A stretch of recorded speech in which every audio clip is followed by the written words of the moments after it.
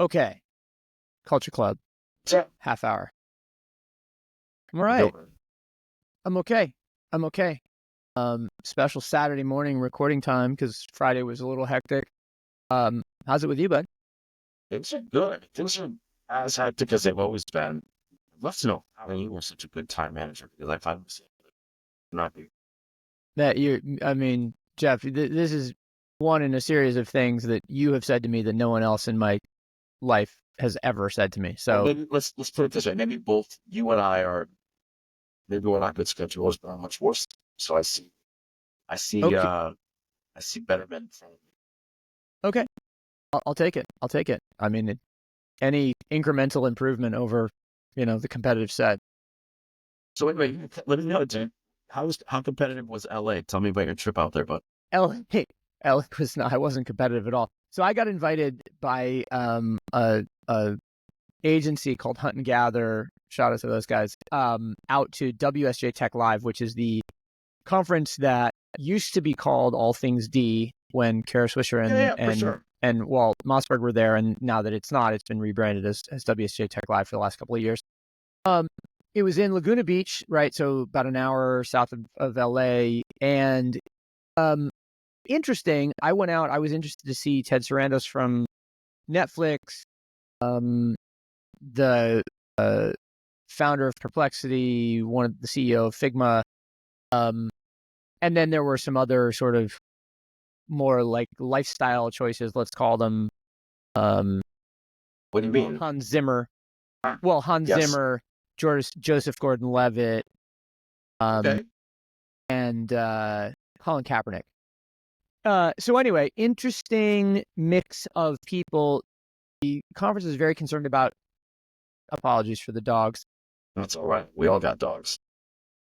The conference is very concerned about AI, and so much so that AI kind of got forced into every conversation in a way that I didn't think was totally natural. So I don't know. It was interesting. It didn't blow me away, if I'm being totally honest. Because I thought that the questioning could have been a little bit more insightful or incisive. And I thought if AI felt sort of shoehorned in. I mean, look, my feeling about AI generally is it's going to be like electricity. It's going to be present in everything, but also it's going to be sort of unremarkable in everything in a way. And so all of the sort of like hand-wringing about it is a little misplaced, I think. It's fun. I listened to a lot of AI this week, and it's funny. Like you talk about it just kind of being in the fabric and the way the internet is. Like, Yeah. the TV open now, and I was asking it questions about one of the stories that we'll talk about a little later regarding Finn. It's sorry, it's so good. I don't even know why I'm being an apologist about it. I think there's a lot of people that are concerned.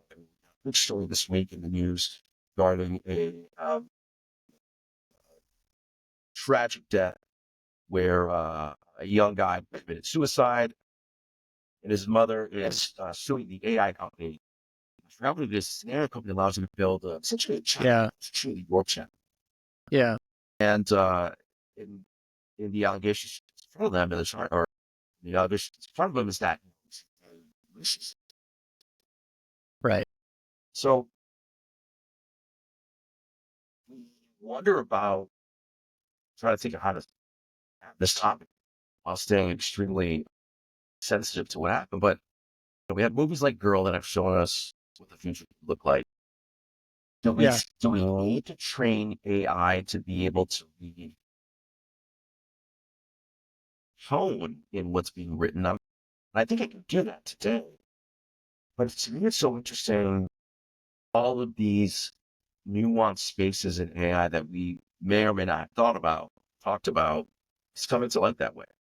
Yeah. Yeah. I mean, so the story you're talking about is a suit against Character.ai, which is a custom bot maker that creates, artificial personas that people then can, have relationships with, or converse with and have relationships with. And this is the word relationship in their marketing.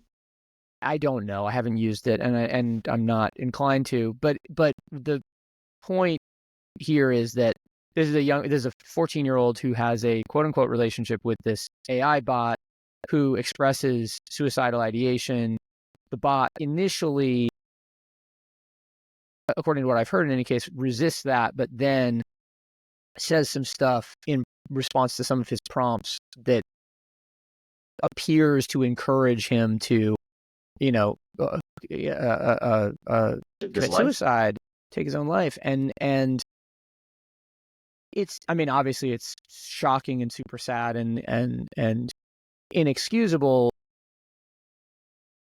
but it also begs the question, like, why is a 14-year-old kid allowed to access this thing knowing that his brain is developing, that he's not emotionally mature, etc. And I think rather than trying to code some level of sensitivity or into these, it's like you just have to say, look, these aren't for certain people. Like and I don't mean certain people in a broad demographic sense. I just mean, like, you shouldn't have teenagers on there. You don't have kids on there. It's I would agree that there should be pretty strong.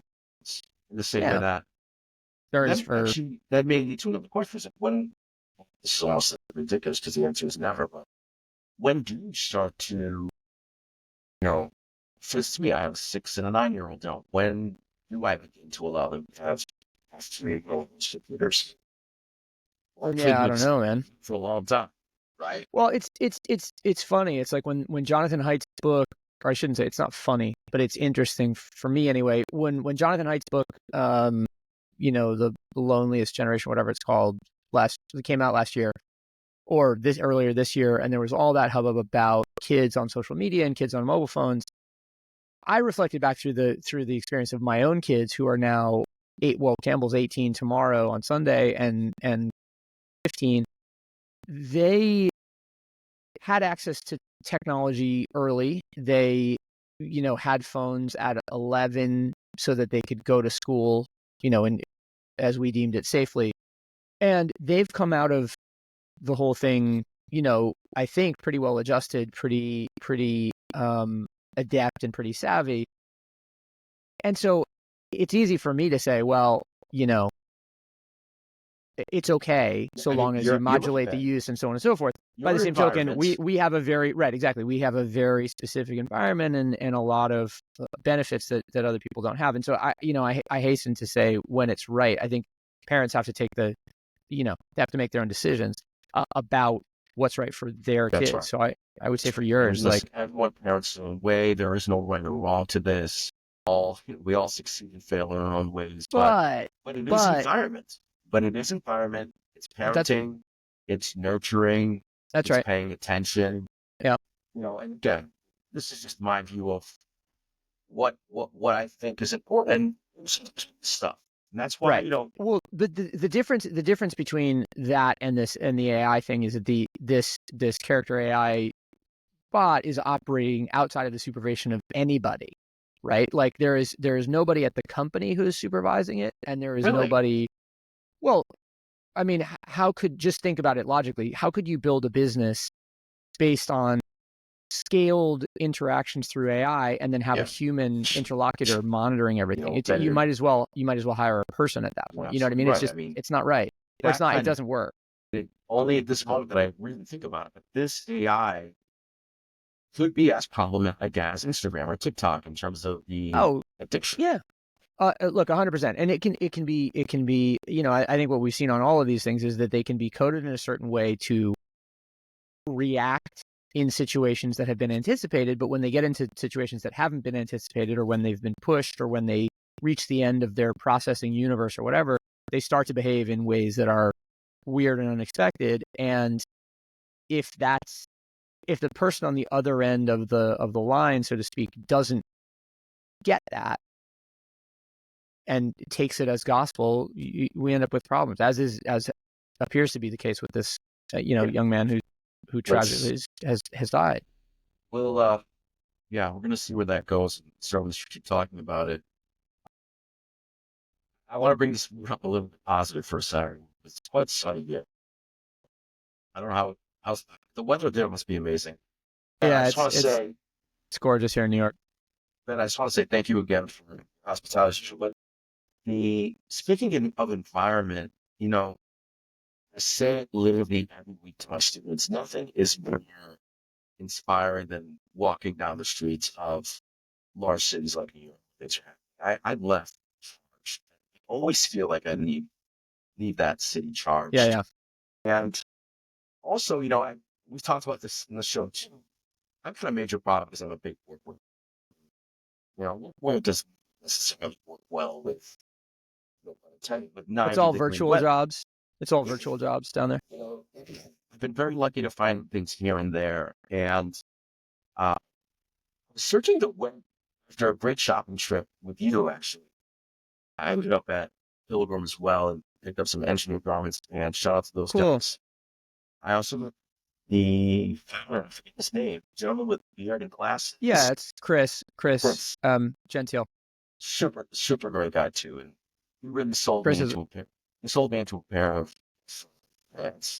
Well, really? That's amazing. Chris is awesome. Shout out to Pilgrim. Pilgrim, for those who aren't aware, started out as the New York outpost of Mollusk, the surf shop from Venice, and was in the secret project robot building on the Brooklyn waterfront for a while, and it was a very weird and very like if you know kind of thing. And Chris over the years has built this great brand out of it. He's got a partnership with Beams out of Japan, who they collaborate to fabricate all of that stuff. He's got great distribution in Japan. And then that store in Brooklyn is just like, it's a great community hub. Everything they sell in there is cool. And Chris is just couldn't be a sweeter or more sort of like, I love the building. Engaged dude, so it's like, it's a great store. There store. with his son and took a moment to lend a helping hand. Just shout out to Jamal Williams where I haven't seen No Jamal doubt. in a while. Wow, that's funny. So Jamal, a former pro skateboarder and I was going to say, yeah, the main man behind Pops, the New York City based skateboard hard goods brand. Don't forget too, he was in Boston. Pops. He was in Miami and Boston before. I didn't know that. Yeah, I didn't know he was in Miami. Boston. I was going to say. I mean, he was OG Boston skateboarding. Along with Robbie Genjemi and others. Yes.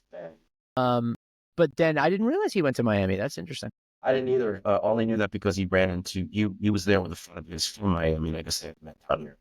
Cool. But anyway, shout out to Jamal. I always love running into him. Yeah, he's great, dude. This sounds ridiculous, but it's just annoying to. I don't know. Like he's just he lives his life to the fullest the way he wants to. But regardless of guitar shopping, we've talked about how difficult it is in Miami, especially with the heat. I'm scrolling through Instagram stories, and lo and behold, a story catches my eye, and I'm wrapped in the headline. The headline is basically 30-year-old dead stock Supreme legs are going on sale. Yeah. And I was like, I saw this. You saw this? Well, I think we all were like, what the hell's going on? And I think I put it up for a couple of days, but I was able to finally look this weekend. This is just one of those stories that's amazing. Actually, so no, I was just going to say, so talk about it. Just want to make sure I got the founder's name correctly here before I. All right, so I'll provide a little backstory while you're looking. So essentially the original manufacturer of Supreme's branded goods, right? So the original box logo. Really original. This is 90. Yeah, exactly. Like it's not like what's this Wings and Horns factory in Canada? They do Reigning Champ, Wings and Horns. I don't know. I was going to say Reigning Champ, but yeah. In anyway, any case, so the original manufacturer of Supreme's branded goods, right? The people that James and Co. were buying blanks from and then having branded with Supreme, found or relocated or unearthed or whatever not really sure how it happened, but they unearthed a bunch of original dead stock stuff from the 90s, and it's going on sale. So yeah, now you pick up. It's actually a fantastic story. This is why when you look at the history of like our Mentos or Foundation, there was so much. There was, I don't know if it was intentional, but so much counterpeak resources, and some people would use. I remember when Supreme's 5-panel hats were just massive. Everybody wanted to know the factory. And one day the factory actually put up a photo of the Supreme hats they were cooking up, and they had to take them down because Supreme didn't want to give up that vendor. By the way, it was Yeah, of made in the course. U.S. Gentleman's name is Stephen Brent, and I guess through the 80s and 90s, he had a manufacturing company, and he was making American-made goods. He's made quite a number of different goods, specifically in the early 90s. He was, as far as the story's told, and he does have paperwork to back it up, or at least photos, which is so cool. One of the original suppliers, if not the original supplier, for those famous, late 90s Supreme, which is super. And he, and by the way, in the early 90s as well, he was producing for Japanese brands too. So this guy had he had a cottage market. It's a cottage, no, it's niche. He had a niche market of being an amazing supplier for probably brands that we haven't heard of, fully American brands. Yeah, for Lo and sure. behold- Oh, go ahead. Go ahead. No, I was after just you. gonna say, so something went wrong with a business deal or one of the warehouses that was storing his goods, and for the last 30 years, he has not had access to this. And as far as I understand it, the gentleman that he had a disagreement with had passed away, and he was able to figure something out with the family to get it all back. Looks at it's supposed to it's supposed to be like 30,000 pounds of vintage. Go to Wow. the website. He's also doing it smart. He's dropped a lot, and he's also using a drop model, which is cool. So every week he's dropping these these specific pieces that he still has stock on. It's amazing how much he has. And I think it's fantastic. I went crazy last night and bought a lot of this guy. He was making, Carhartt style duck canvas pants. He was making hoodies. He was making jackets for World War II movies, as an example. Right. And it's amazing what he has out there. Now, this is the thing I want to talk to him. So if you go to the store, and I bought one of these. He's selling his American made from the 90s. Remember, this is stock from the 90s. Yeah. Verse weave and then tubular cut crew necks. And they're not cheap. It's not like you're selling, they're $115. They're, to me, the ability to get a 90s dead stock, reverse weave is almost impossible. $115 for some people missing. I found it to be just a great price. Yeah. Well, it's in line with another. I mean, similarly, probably made stuff like Camber, the workwear provider out of American Made out of Pennsylvania. Totem in Philadelphia just brought in a gang of new Totem stuff, or of new Camber stuff. Excuse me. And that's in the 1,520 up to 150 range for. All right, I'm looking now for American made super heavyweight sweats and all of that sort of stuff. And Camber's, I don't really understand Camber all that well, except to say that the stuff is supposed to be amazing. Everybody swears by it. I don't have any of it myself, but they don't release very often, and so it's a little pilgrimage over to Totem to check that out. I love Camber. I have some pieces, but they are. My opinion is that they come out very dry, super rigid, which I love because it kind of break down. Great. The opposite of that was something that I want to shout out. When you were here, we visited Sibone, which is the Japanese, let's call it arts and crafts boutique which is in Greenpoint, right around the corner from my house, but also is in Tokyo. And like I say to people all the time, it's a little bit like Pilgrim. It's like everything in there is great. Literally everything in there is great. And so every time I go in, it's a fight to control myself.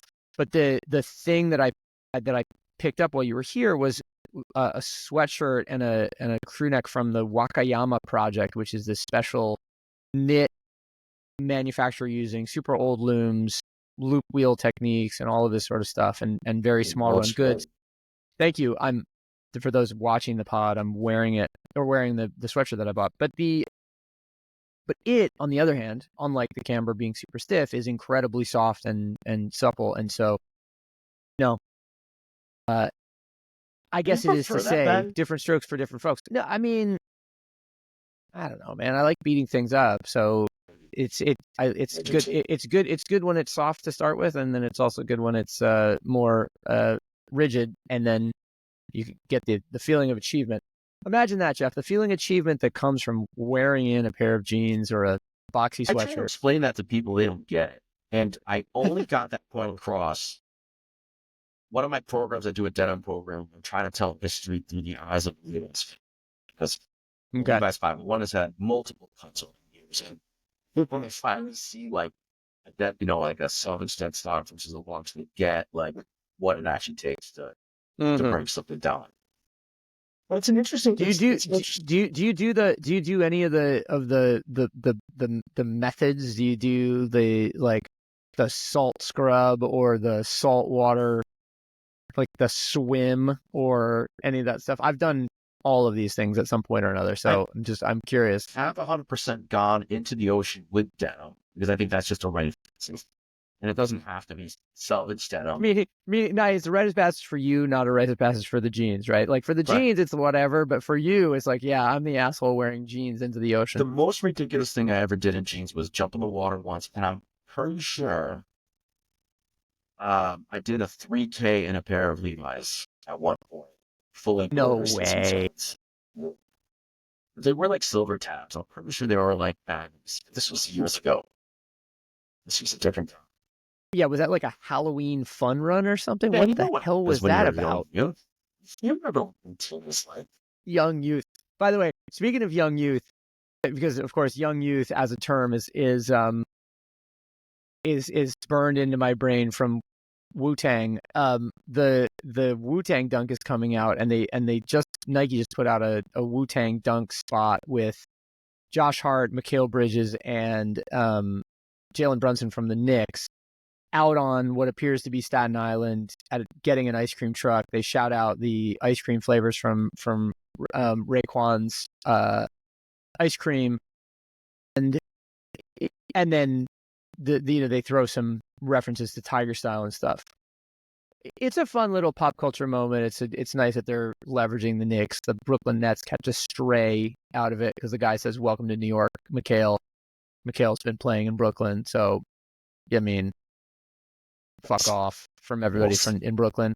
But in any case, I want to talk about it because I think it's interesting. Okay, well let's talk about it, because when it first came out, it looked like they were just reproducing this legendary, sort of friends and family super small run Wu-Tang dunk from whenever that was, 99 or something like that. Quite a time. Yeah, it was a long time ago, and that they were doing it instead of embroidery on the back panel, that it was just screen print, and it just looked half-assed. And that criticism apparently has gotten to heart, because it's now coming to light that it's embroidered, that it comes in a special hexagonal box with Wu-Tang branding on it. That's a whole special thing. So yeah, I don't know. I mean, is that Nike listening, or is that just like bad signals from the beginning? On that note, that's what I was thinking about. Like, this shoe has been in the works before the announcement of the CEO change. And what it leads me to believe, and again, this could be full on, this is just full my theory, that they knew things were not going great far down that cycle before we saw light of it. Yeah. Right? Yeah. And I got to tell you, we know that the one thing that they've been lacking on is the culture connection. And for as much as I am not necessarily a fan of always looking to the past, I think Nike has to touch it again in some way in order to move forward. But yes, and the great thing, I think that what's cool about it is with something like a stitch or embroidery, and I don't know how they would remove, a stitch and a stamp. I wouldn't imagine how they could take a stamp out. They're probably in a place with the supply chain where they can make that kind of change very quickly these days, where they don't have to wait. I would hope so. 6 months for another run. But let's see. Let's see if this is one part of many things that will move the needle. And and move it forward. Nike Yeah, does I need mean, Nike needs an innovation. They need to look back, to look forward, but they really haven't had one for a while. yeah, I was talking about this the other day with a somebody at Plus Plus. The notion of the prominence of drops and the frequency of drops, or just collaborations, generally speaking. Like, you either do a lot of them and you can do them small because there's so much frequency, or you got to do big ones, which can come less frequently. But either way, it's like, if you're not constantly in the conversation at this point, you're not in the conversation. I do want to add one thing that could be very controversial, and Okay, here we go. It falls into a theory of historical context, or just cultural literacy. The kids today should care about it. And I think I say that because there's such a tremendous number of fans of the music we have today that do not necessarily want what's generation theirs. And if that's the case, who is the Wu-Tang? Who's the Wu-Tang? Yeah, I don't agree with that at all. I think the availability of music to everyone, from like and obviously this isn't totally true, but it's generally speaking, the availability of every piece of recorded music ever available to everybody means that there is an incredibly Catholic choice across people's playlists and music inspirations. My daughter, who's 15, came downstairs unprompted, singing I Don't Want to Lose Your Love Tonight, like the song by The Outfield from 1986. Yeah. It was in like the Footloose soundtrack or some shit like that. And I was just like, where do you get this from? The reason I bring it up is because my son, who is, like I said, 18 tomorrow, had and most recently went to a Ken Carson concert, and is just like asked for a copy of Sex Mag for his birthday, which is this downtown New York magazine that has a $1 Million Extreme on the cover. These comedians that he likes. So in other words, he's very attuned to what's contemporary and what his peers are into. By the same token, he had a huge Wu-Tang phase in the past year that all centered around Return to the 36 Chambers. It was not the distributed Wu-Tang universe, or the Martin Shkreli record. It was the OG document, and that was what he got into and his friends got into. And you're right, Ben. You're right. My son, one of his favorite songs is "Everybody Wants to Rule the World," which he pulled from whatever movie. That Tears for Fears? Tears for Fears. Thank you. Appreciate it. Tears for Fears. Jeff, let me ask you a question. Sorry, this is a total non sequitur, but it happens to be from circa Wu-Tang prominence. And also, I have here in front of me a pair of Nike Air Wovens. This is Jian, or just inline? No, this is the 2003 re-release of one of the original OG colorways, and the soles are separating, right? So I can go and get some adhesive, or I can get the top cobbler to get some adhesive here. But I wonder, is the foam going to break down? Are these just dead, or can I fix them? One of the coolest pairs of wovens I ever found was in the basement of Concepts when they were in Cambridge. Sure. This is a true story. I found. Okay. Tarek was saying, who runs it, like, let me take the one. And then, like, months later, they found the other one.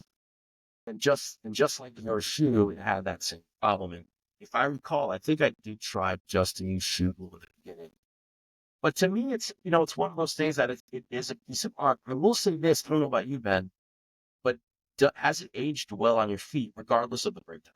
Like, do you still? Well, I mean, look, this is so okay. So again, everybody who's not watching, this is like let's call it anthracite, meaning sort of a gray blue, or blue gray, if you want to think of it that way. A sort of a light gray and a kind of varsity crimson, varsity red or Woven, right? Nike Woven, which came out in 2001, if I'm not, or maybe 2000, if I'm not mistaken, and was released. It was one of the very first Tier Zero type releases. The first time I ever saw it was at A Life Rivington Club, and then I later saw them at Transit. But they disappeared over the course of a weekend, and it was the onset of, I think, the kind of real, being hunted sneaker culture Shout out drop being model hunted. that we're all so familiar with now. And so this shoe occupies a pride of place in my imagination, and so it will always look good forever, as far as I'm concerned. Which is why I want to fix it, and I want to keep wearing them. I just think it's not. There. Yeah, exactly. And you could go and you could put them, you could refit them on a Vibram sole or something like that, like Shop Goods and Services, chronicles on their Instagram. But I don't really want to do that. New York? I want to. No, Shop Goods. I think they're LA, Shop Goods and Services. Because I want to resole a pair of Top Sack service shoes, but I've seen it put onto a Vibram and it looks sick. It actually looks amazing. Yeah. So I believe those guys are in LA, but I also believe that there are places popping up like that all over the place. I would say that the silhouette, the one thing we should mention about the Air Woven is that it's laceless, right? And it's also a slip-on, technically. Yep. I'm a little bit worried what that would look like on a Vibram. Feels very slender. Well, that's why I say it. I want to keep the original stuff, but if the foam is just going to literally disintegrate on me, then that's going to suck. It's going to make me. It will eventually, and that is sure. But if it's another 20 years, then I've got 20 more years of wear out of. I mean, that's amazing. The oldest pair of shoes I still own. I actually still own a pair of Wovens. They're upstate. And my oldest pair is my original 1997 Air Max 97s that I bought. City Sports in Boston. Now those have got, it's going to be that's super yellow, blown out, can't put them on type thing. Yeah. Well, Jeff, we could talk about this all day. I was going to say we didn't manage to talk about any of the items on the list except for the WSJ conference and the Brent's Warehouse. Check it out, Brent'sWarehouse.com.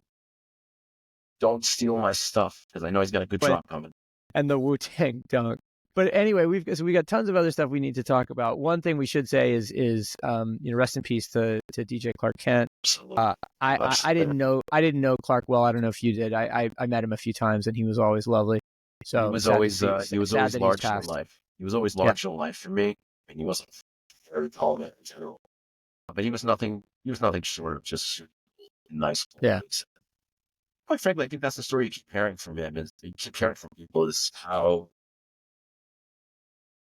everyone's got a story about Clark, in the same way that there's other people. Just because he was a man about town, he was a force. For those that are not familiar, some musicians over time. And rest in peace, Clark. I'm going to have great memories. Yeah, for sure. All right. Well, on that, started a little somber, ending a little somber, but guys, this has been Culture Club Half Hour. Thanks for tuning in. Do the whole subscribe and comment and share thing. It helps us and it helps you because it puts goodwill into the world. Yeah. There you go. Fantastically said. See you guys. Take care. All right. Later.